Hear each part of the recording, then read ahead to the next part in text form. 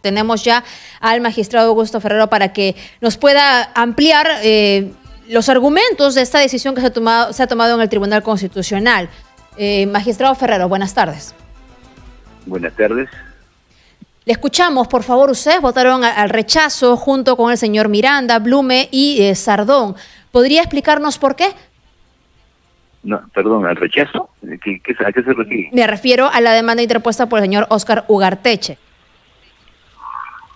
No, claro, lo que pasa es que es la ponencia del doctor Ramos era a favor, pero tenía pues conclusiones que son equivocadas, y este es un asunto constitucional, porque nosotros estamos en un tribunal constitucional que tenemos que actuar de acuerdo pues a la Constitución y no de acuerdo a lo que uno quiera, ¿no?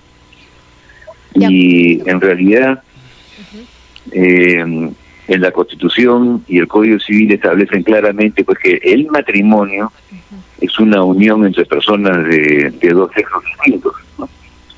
Y eso no quiere decir que uno esté en contra de los homosexuales, ni mucho menos, porque yo tengo muchos amigos y gente que estimo muchísimo que optan por ese tipo de vida, pero esto es algo que le compete pues al Congreso de la República definirlo, y el Congreso puede cambiar la Constitución y puede cambiar como consecuencia pues el Código Civil, pero no al tribunal con la legislación que nosotros tenemos.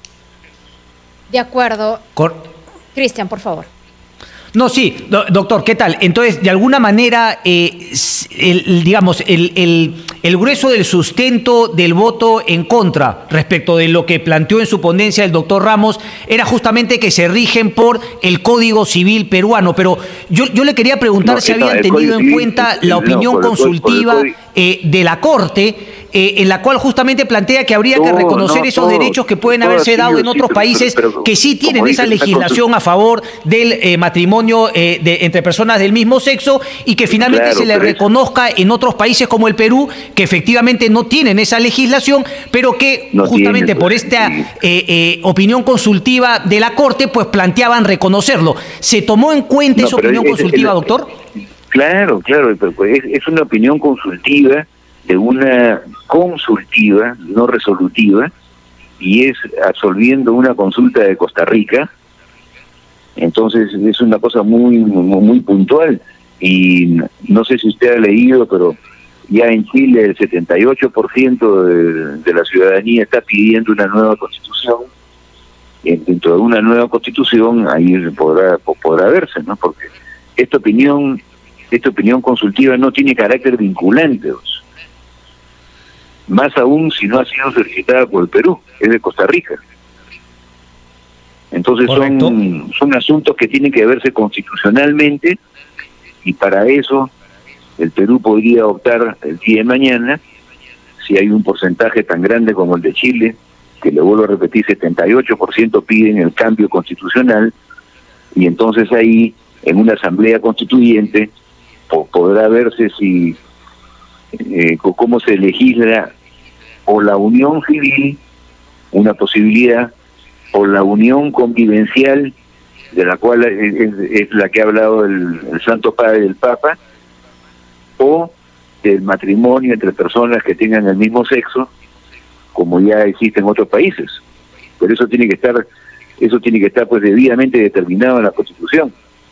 No es para una interpretación por un tribunal. Claro, pero digamos, lo que solicitaba Óscar Ugarteche, digamos, no era que se cambie la ley, sino que simplemente se le reconozca un acto que sí estaba permitido en otro país, como México, en donde se casó, y que finalmente aparezca en RENIEC justamente su estado civil. Como eso no está en el Código Civil, ese es un poco el argumento del fallo suyo, doctor. Quería que nos explique un poquito más de su argumentación. No, el argumento es que nosotros somos un tribunal constitucional y tenemos que actuar de acuerdo a la Constitución, y no podemos hacer cosas que la Constitución no permite. Entonces, para eso tiene que haber pues un cambio constitucional, cosa que se puede dar con una asamblea constituyente, y que es un poco lo que a lo que están apuntando pues otros países, ¿no? De acuerdo. Dale. Doctor perdón. Ferrero, pero a ver, poco para insistir con lo que mencionaba Cristian, porque el argumento es que se reconozca lo que de pronto ya existe, ¿verdad?, sobre una unión civil, un matrimonio que ya existe en otro país y que simplemente quieren que se reconozca aquí.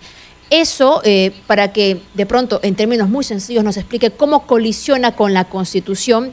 Se entiende evidentemente que se tiene que legislar aparte si se quiere tener unión civil en el Perú, pero exactamente ese pedido, ¿cómo colisiona con la Constitución, por favor? No, que la Constitución, cuando se refiere al matrimonio, dice pues claramente que se trata de una unión entre dos personas de distintos sexos, ¿no? De acuerdo. Ok. Ese es el tema. Ok. ¿Qué pasaría, aunque pasen años, han dicho que van a llegar a órganos internacionales, donde presumen se les va a otorgar favorablemente un fallo? ¿Eso tendrá que ser aplicado aquí en el país? ¿Qué podría suceder? No, claro, si se consigue pues un fallo internacional que sea aplicable en el país, se aplica en el país, pues. Sin cambiar obviamente la legislación, o sea, en esa ocasión sin cambiar la legislación, sin que exista unión civil entre personas del mismo sexo. Claro, porque tendría que verse tanto a nivel iberoamericano como a nivel de Naciones Unidas, tendría que darse pues para todos los países, aunque ya lo tienen pues muchos países en el mundo, ¿no? De acuerdo. Sí, Cristian. Correcto, no, doctor, pero entonces sí cree que esa opinión consultiva que usted dice no es vinculante y que obviamente la pidió Costa Rica, obviamente sí hace creíble que le vayan a dar la razón al señor Ugarteche si es que llegase hasta la Corte Interamericana.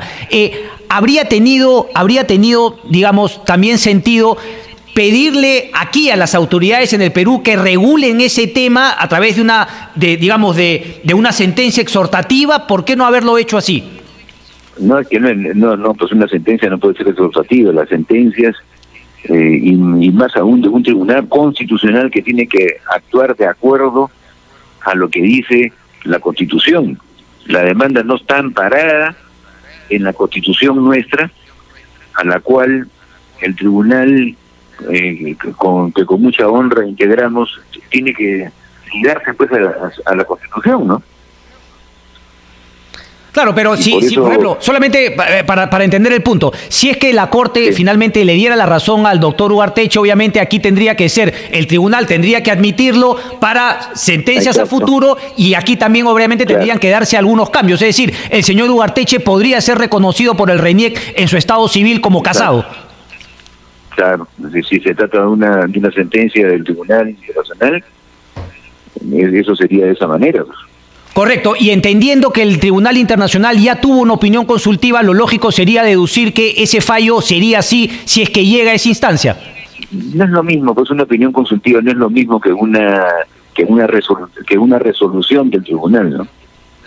Sí, no es lo mismo, pero fija un antecedente que sería complicado, digamos, contradecir la opinión consultiva en una sentencia a futuro. Quiero explicarle que nosotros, pues, somos los primeros en defender que los homosexuales sean tratados con respeto absoluto, que no sean juzgados por su orientación sexual y que estén exentos de todo tipo de discriminación.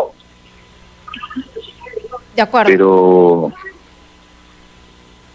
Doctor Ferrero. Pero eso no es... Sí.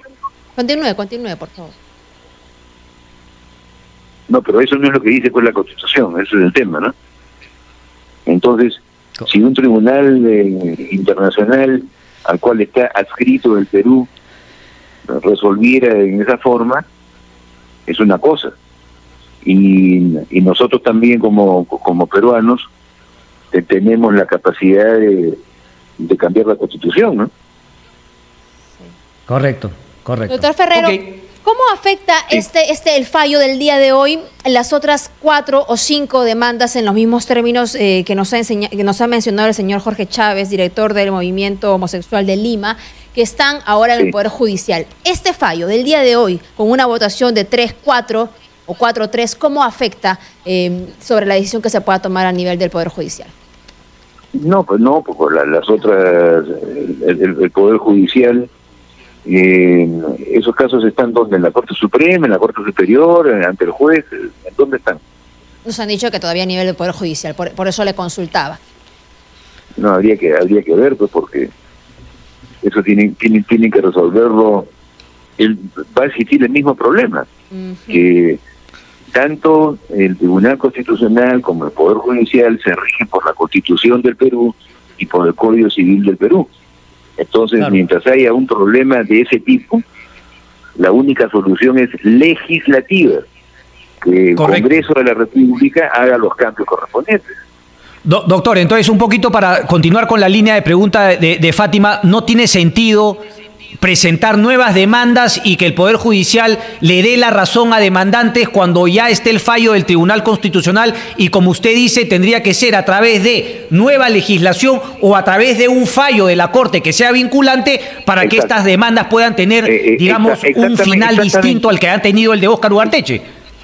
Exactamente, tendría que ser un fallo internacional vinculante o un cambio legislativo dado por el Congreso.